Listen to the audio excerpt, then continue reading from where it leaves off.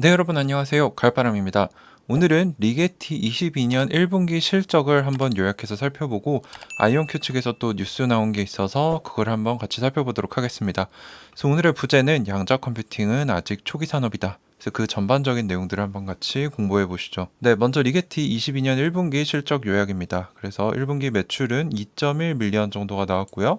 에비타 손실은 14밀리언 정도가 나왔습니다. 근데 여기서 우리가 봐야 될 점은 작년 1분기 매출이 2.4였는데 오히려 줄었습니다. 그리고 아이온큐와도 매출을 한번 대비를 해봐야겠죠. 그래서 아이온큐는 1.95밀리언 정도로 매출은 조금 작은 수준이고요. 에비타 손실도 뭐 거의 비슷합니다. 그래서 매출과 손실은 비슷한 규모이다. 라고 보시면 될 것 같고요. 근데 이 매출 감소, 작년 대비 리게티의 매출이 감소했잖아요. 이 원인을 21년 1분기에 대규모 정부기관 프로젝트를 이미 따서 완료했기 때문이다. 즉, 직접적으로 말하자면은 예상보다 새로운 정부기관 프로젝트 수주가 적었다.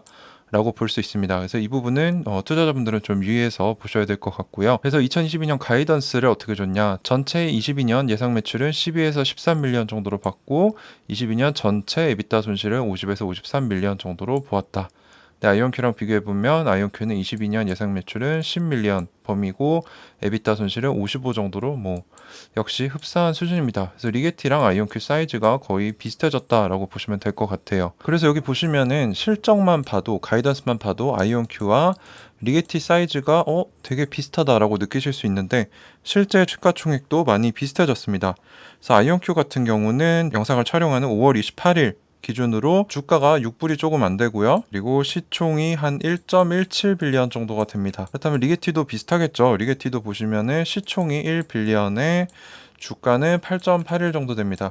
주가가 다른 거는 발행된 주식 수량이 다르기 때문이겠죠. 그래서 시가총액으로 비교를 정확히 해보자면은 리게티는 1빌리언, 아이온큐는 조금 더 높은 1.17빌리언으로 실제 시가총액 사이즈도 많이 비슷한 수준으로 올라왔습니다. 근데 주의해서 봐야 될 점 한 가지가 있는데 리게티의 22년 1분기 마무리 시점에 현금성 자산은 200밀리언 정도가 됩니다. 근데 아이온큐는 동분기 현금성 자산이 거의 600이 되죠. 그래서 차이가 거의 3배 차이가 납니다. 그래서 리게티가 뒤에서도 말씀드리겠지만 현금성 자산이 생각보다 빨리 소진되고 있고 부족한 점이 유의가 된다라고 얘기를 했기 때문에 이 부분은 이제 리게티 투자자분들이 이제 아이온큐와 비교해 봤을 때 하나의 타격이 될 수도 있겠다라고 생각하시고 염두하시면서 보셔야 할 부분으로 보입니다. 그래서 이 사진은 이제 실리콘밸리에 있는 리게티의 팹1입니다. 그래서 유일하게 양자칩을 만드는데 헌신하고 있는 양자칩 제조 시설이라고 보시면 될 것 같아요. 자, 그래서 리게티가 또 새로운 미래 로드맵을 내놨습니다. 현재 최신 양자칩은 80큐비트 수준의 아스펜 M이라는 칩이 있죠. 근데 이게 40큐비트의 다이 두 개를 합쳐놓은 형태를 얘기를 합니다. 이거를 개발하는 데까지 6년이 걸렸고 여기에서 20개가 넘는 특허가 나왔다고 하는데 이게 지금 현재 수준이고요. 또 다른 멀티다이, 이제 여러 가지 다이를 연결시킨 이런 형태를 개발하기 전에 단일 칩으로서 84큐비트 수준의 다이를 개발하는 것이 목표다라고 밝혔습니다. 그래서 이 새 칩에는 더 높은 연결성, 두 개의 큐비트를 사용하는 게이트의 충실도와 안정성의 개선을 포함할 예정이다라고 얘기를 했습니다. 그래서 요거는 2023년 초에 출시 예정이고 2023년에 이게 출시가 되면 하반기에는 84큐비트 칩 4개를 연결을 해서 4개짜리 멀티다이가 되는 거죠. 그래서 84 곱하기 4를 해서 336큐비트 시스템을 구현할 예정이라고 했습니다. 그 이후에는 2025년에는 1000큐비트 이상 칩, 그리고 2027년에는 4000큐비트 이상을 목표로 잡았기 때문에 리게티가 상당히 상세한 로드맵을 짰고 또 좋은 결과를 내고 있기 때문에 그래서 저는 리게티가 이제 IBM보다 초전도체 측면에서는 더 앞서가고 있다라고 개인적으로 평가를 하고 있습니다. 자, 어닝콜에서 또 어떤 얘기를 했냐? 예상보다 인건비, 장비, 시스템 부품 가격, 시장과 공급망 상황, 그리고 가용한 자금에 대한 비용이 생각보다 높다. 그래서 생각보다 현금성 자산이 빨리 소진되고 있기 때문에 이게 뭐를 의미하느냐? 추가 파이낸싱이나 유상증자 등의 가능성이 있을 수도 있다라는 얘기를 했습니다. 이게 이제 아이온큐와 다른 점은 아이온큐는 추가 파이낸싱을 하지 않겠다라고 얘기를 했죠. 근데 리게티 같은 경우는 이런 우려를 얘기하면서 추가 파이낸싱과 유상증자를 할 수도 있다라는 여지를 남겼다는 점이 이제 아이온큐와 조금 다르고 조금 아쉬운 부분이 아닌가라고 제 개인적인 생각을 한번 말씀을 드립니다. 여기까지가 이제 첫 번째 소식이고요. 이제 두 번째는 아이온큐 트위터에 또 새로운 소식이 하나 올라왔습니다. 아이온큐의 공동 설립자인 김정선 교수님께서 클라우드 퀀텀 컴퓨팅의 고객들이 누구이고 그리고 그들이 이 양자 컴퓨터로 무엇을 하고 있는지에 대해서 얘기를 하는 자리가 있었다. 그래서 5월 27일에 나온 뉴스인데 더 이코노미스트라는 미디어에서 나온 기사이고요. 더 이코노미스트는 뭐 많이 들어보셨겠죠? 영국에서 발행되는 국제 정치, 경제, 문화 주간지로 180년 이상 된 오랜 역사를 가지고 있고 그만큼 신뢰도가 있다는 겁니다. 격조의 높은 논조와 문체로 유명하다.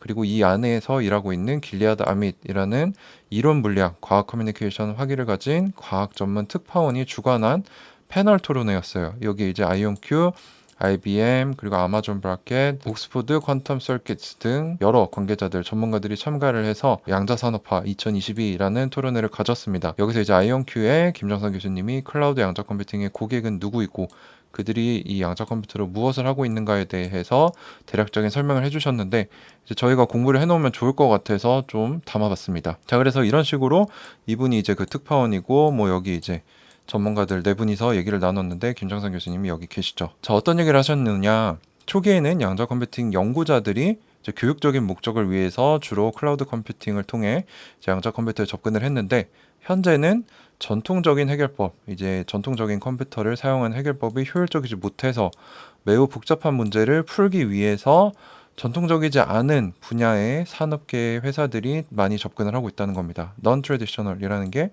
비전통적이다. 그러니까 뭐 양자 컴퓨터 관련 기업들이 아니고 다른 산업계에서 많이 접근을 하고 있다는 거죠. 근데 이러한 산업계 고객들은 양자 컴퓨팅 지식 자체는 별로 없지만 자신들의 그런 분야의 전문가들이기 때문에 이러한 기업들과 아이온큐 같은 양자 컴퓨팅 기업들은 파트너십을 맺어서 양자적인 접근법으로 그들의 문제를 해결하고자 하고 있는데 이러한 분야가 빠르게 성공하고 있는 섹터이다 라고 얘기를 했습니다. 그래서 뭐 아마존 웹 서비스, 마이크로소프트 아주어, 구글 클라우드를 통해서 양자 컴퓨터에 사용자들이 편하게 접근을 할 수 있지만 이 접근은 매우 기초적이기 때문에 좀 더 다양하고 복잡한 방식의 접근법이 점점 더 이런 새로운 산업에서의 요구가 늘어남에 따라 발생할 것이다. 그리고 궁극적으로는 양자 컴퓨터를 직접 소유를 해서 구매를 해서 사용하는 이런 접근법도 나올 것이다 라는 것에 대한 암시라고 저는 생각하고 있습니다. 자, 그래서 그 특파원 분께서 김정선 교수님께 질문을 하셨어요. Non-traditional한 산업계가 문제를 풀기 위해 양자 컴퓨터를 사용하고 있다라고 했는데 어떤 분야를 의미하는 거냐라고 했는데 이제 뭐라고 대답을 하셨냐면은 산업 연구 분야에서 모두 양자 컴퓨터와 친숙하지 않은 분야의 사람들이 양자 컴퓨팅에 관심을 가지고 접근을 하고 있다. 구체적으로는 금융 분야, 즉 골드만삭스, 피델리티가 있고 자동차, 현대자동차, 항공, 락히드 마틴, 뭐 수송, 화학, 뭐 아마존, 뭐 화학 재료 섹터 이것도 이제 현대와 뭐 미국의 국립연구소 등등이 있습니다. 그래서 이 다양한 분야에서 도전적인 연산 문제들을 가지고 있기 때문에 이걸 해결하기 위해서 양자 컴퓨팅에 R&D 투자를 하고 있다는 거죠. 그래서 이러한 활동들이 점점 더 증가하는 추세이기 때문에 양자 컴퓨터가 더 잘 발전하고 오류를 낮춘다면 양자 컴퓨터를 이러한 새로운 기업들이 사용하는 방법뿐만 아니라 적용의 범위 역시 더 넓어질 것이다. 라고 대답을 해주셨습니다. 그래서 아직까지 양자 컴퓨터는 유망한 산업임을 또 얘기를 해주셨고요. 그래서 또 두 가지 측면에서 얘기를 해주셨는데 접근, 액세스 방면에서는 다양한 잠재적인 사용자들에게 이런 양자 컴퓨팅 기업들이 접근을 제공해야 하기 때문에 근데 다 똑같이 제공하는 건 옳지 않겠죠. 왜냐하면 민주적인 접근을 제공해야 되는데 이 양자 컴퓨터를 사용하는 것에 따라 사용자별로 투자할 수 있는 금액이 다르다는 겁니다. 학생들은 기초적인 것만 하면 되니까 수수료를 조금만 지불하겠지만 뭐 골드만삭스나 현대자동차 같이 더 깊은 이런 연구를 하고 싶을 경우에는 더 돈도 많이 내고 더 깊은 이런 연관성을 가지고 파트너십을 가지고 싶어 하겠죠.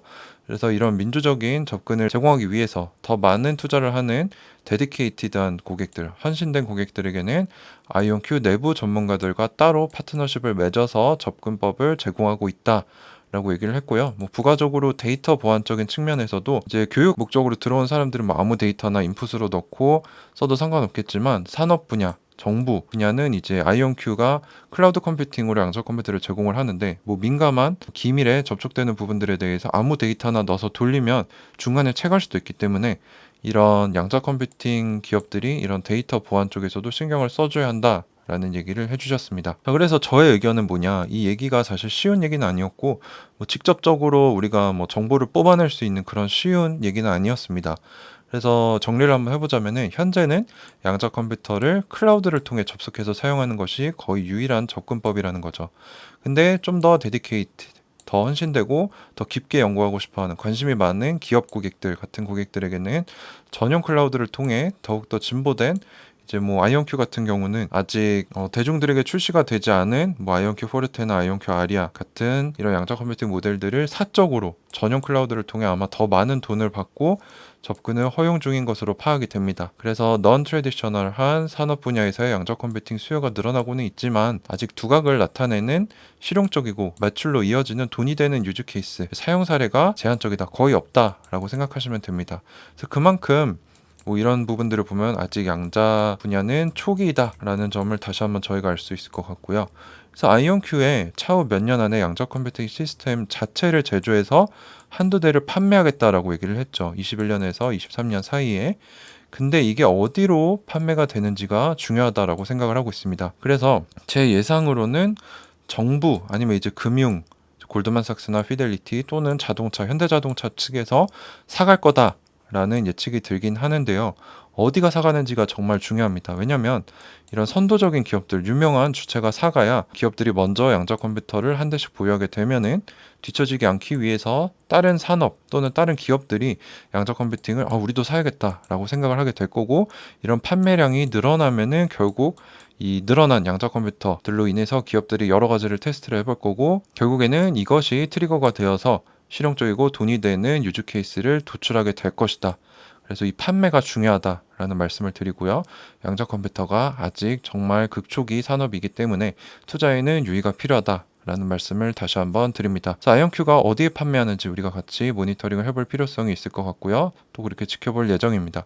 그래서 오늘 간단하게 아이온큐의 가장 큰 경쟁사 중 하나인 리게티의 22년 1분기 실적 가이던스 요약을 살펴봤고, 이제 아이온큐에서 김정선 교수님이 패널 토론에 나가서 하신 말씀을 통해서 아직 양자 컴퓨팅은 초기이고 우리가 살펴봐야 할 점은 양자 컴퓨터가 어디에 판매되고 이것이 또 더 많은 기업들의 판매로 이어져서 정말 쓸만하고 돈이 되는 사용 사례가 나오는지가 우리가 모니터링해야 되는 관건이다 라고 말씀을 드리면서 오늘 영상 여기서 마치도록 하겠습니다. 네, 감사합니다. 가을바람이었습니다.